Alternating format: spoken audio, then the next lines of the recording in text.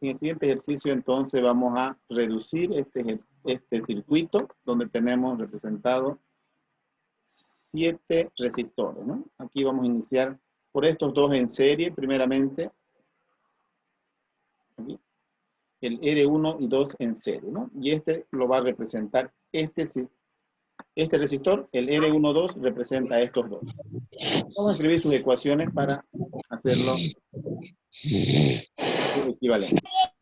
R1,2 en serie es igual a la suma directa de R1 más R2. Ya lo tenemos esto. Ahora estos tres están en paralelo.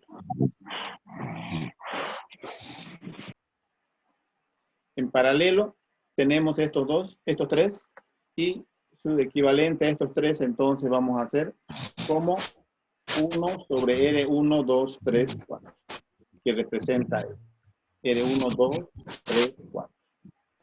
Aquí es igual esto al inverso, a la suma de sus inversos de estos tres.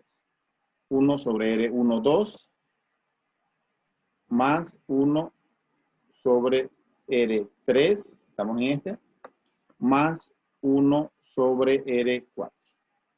De esa manera podemos obtener este circuito aquí representando, ¿no? Este R1, 2, 3, 4, el valor colocando los números que corresponden a cada uno.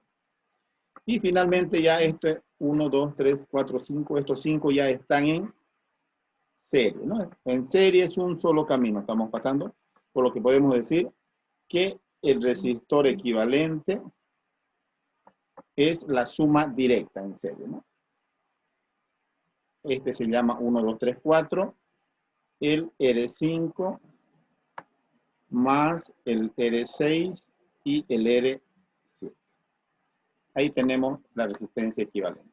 Bien, entonces, en ese sentido hemos hecho la reducción. Primero de este circuito acá, y luego hemos pasado de este a este otro, reduciéndolo, y luego finalmente a este. Debemos ir en ese sentido para ir reduciendo paso a paso y obtener la resistencia equivalente, ¿no? De estos 7 resistores. Bien.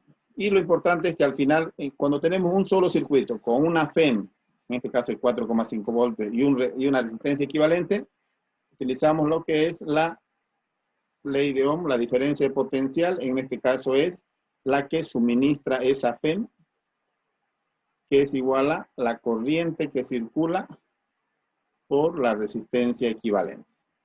Nada más.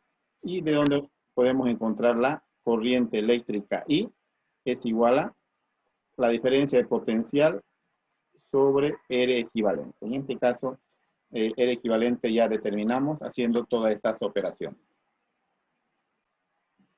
Las leyes de Kirchhoff nos dicen, la primera ley es la regla de los nodos. Cuando yo tengo en un circuito un nodo, es decir, una intersección donde entran corrientes y salen corrientes, llamamos un nodo. También a esta regla de ley de Kirchhoff se le llama la conservación de la carga.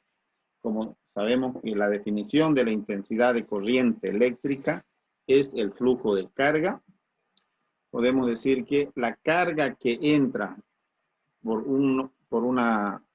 en este caso, por este circuito, más este otro, carga que entra, es decir, las corrientes, es igual a las corrientes que salen de dicho nodo, ¿no? Entonces, esa vendría a ser la primera ley de Kirchhoff. La suma de las intensidades de corriente que entran a un nodo, que es la intersección, es igual a la suma de las corrientes que salen.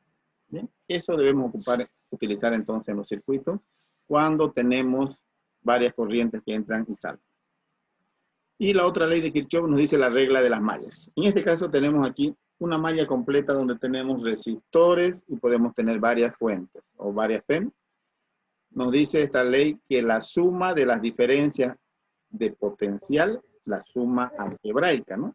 Alrededor de una malla completa es igual a 0. Entonces, al pasar, nosotros tenemos en este caso una FEM, aquí tenemos otra FEM, y aquí tenemos resistencia, ¿no? En una malla completa. Decimos que cuando pasamos o recorremos el circuito en el aumento de potencial, es decir, del menos a más potencial, es una cantidad positiva, aumenta el potencial. Ya, aquí está el ejemplo, positivo. Y cuando pasamos por un resistor, es una caída de potencial. Entonces, todas las resistencias tendrían a ser caídas de potencial, por lo tanto, son con signo negativo, ¿no? Cuando estamos en el sentido de la corriente, ¿no? Estamos asumiendo en este circuito el sentido de la corriente I en ese sentido, ¿no? Hacia la derecha. Ahí.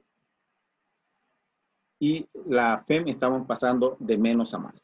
Estas dos cantidades positivas y estas otras negativas. Con eso decimos que la suma algebraica es igual a 0, ¿no? Decimos porque hay cantidades negativas y positivas.